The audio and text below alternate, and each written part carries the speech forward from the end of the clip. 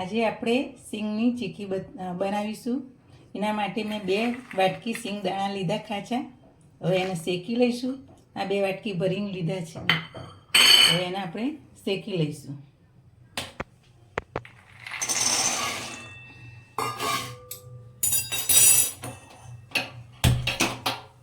ધીમા તાપે આપણે શેકવાના એના.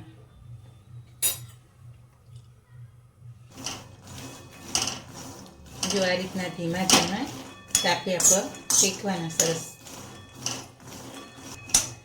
જો આપણા દાણા હવે શેકાઈ ગયા સરસ.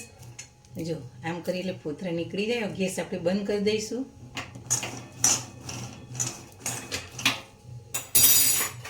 દાણા થાળીમાં લઈ લઈશું. થોડા ઠંડા થાય પછી આપણે એના ફોતરા કાઢી નાખીએ. આ રીતના બધા આપણા ફોતરા કાઢી નાખીશું. હજી થોડા ગરમ છે. ઠંડા થાય એટલે આપણે હાથથી થોડા થોડા મસળી નાખીએ એટલે બધા ફોતરા નીકળી જશે. હવે આપણા ફોતરા સિંગના ઉખડી ગયા છે. હવે આ રીતના આપણે ઝારાની મદદથી ફોતરાને ચારી લઈશું.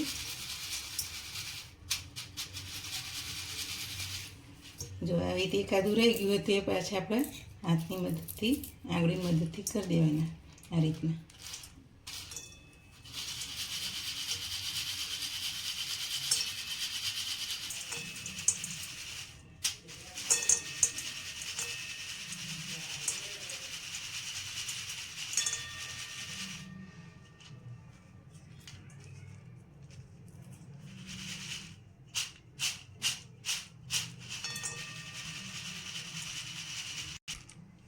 જો આપણા દાણા હવે તૈયાર થઈ ગયા સિંગના.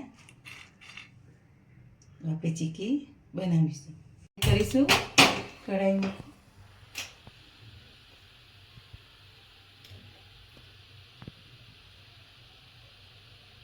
એક ઘૂંટો પાણી રેડીશું, વધારે નહીં.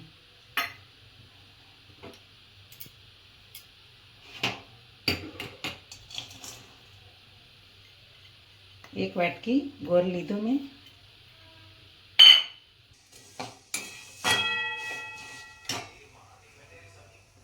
આપણે 2 વાટકી સિંગ લીધેલી અને 1 વાટકી સામે ગોળ.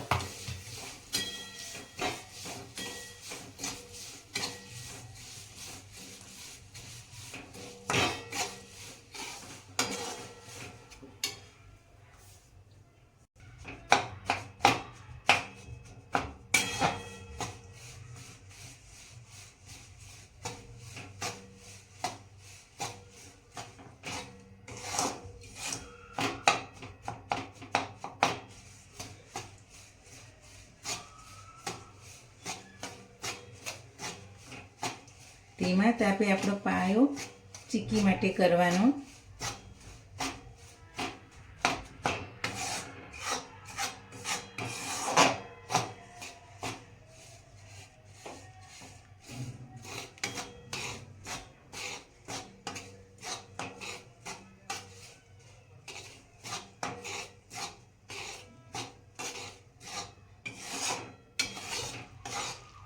જો આપણો પાયો થવા માંડ્યો, પણ હજી થોડી વાર છે, 10-1 મિનિટની.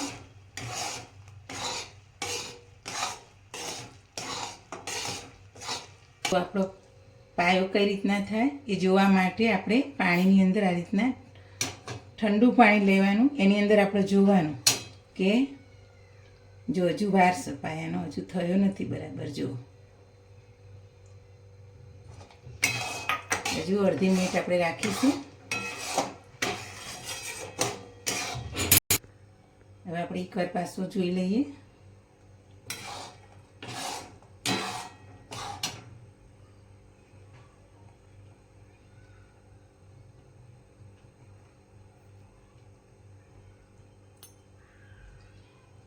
હજુ અડધી મિનિટ આપણે રાખવો પડશે. હજુ તૂટતો નથી.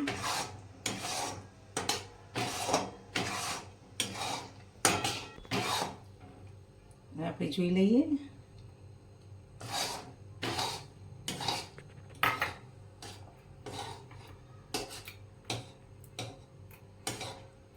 પાયો આપણો થઈ ગયો છે.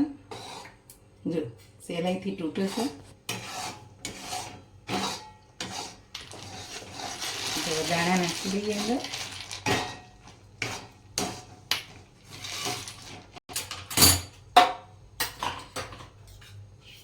આવા ટાઈમે આપણે ઘરનું ઘી 1 ચમચી નાખીશું. થોડો ઇલાયચી પાવડર નાખીશું.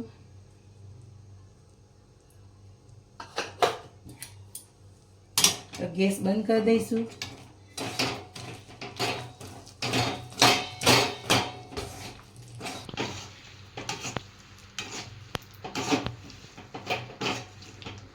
ઇલાયચી પાવડરની મસ્ત સુગંધ આવે ચીકીમાં, સ્વાદમાં સરસ લાગે.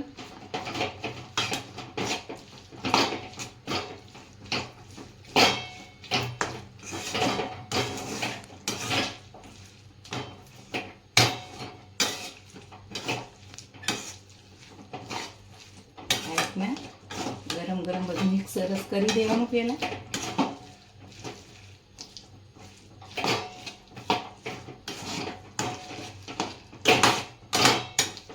સરસ ઠારીશું.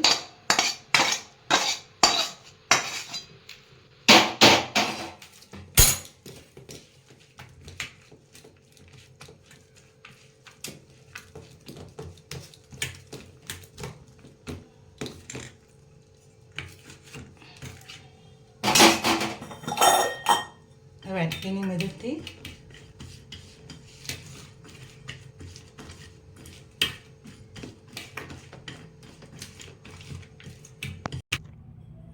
હવે આપણે ગરમ થોડી હોય એ વખતે જ આપણે થોડા કાપા આ રીતના પાડી રાખીશું.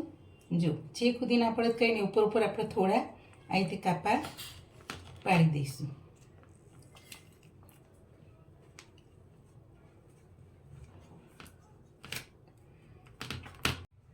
આપણી સિંગદાણાની ચીકી તૈયાર થઈ ગઈ. સરસ, જો ઉત્તરાયણમાં સરસ ખાવા માટે ચોખ્ખી ઘરની ચીકી તૈયાર થઈ ગઈ. તો જો સરસ ચીકી આપણી જો ખાવામાં પોચી અને સરસ કડક. જો મારી આવી અવારનવાર ડીશ જોવા માટે, વાનગી જોવા માટે મારી ચેનલને શેર કરજો, લાઈક કરજો અને સબસ્ક્રાઈબ કરજો.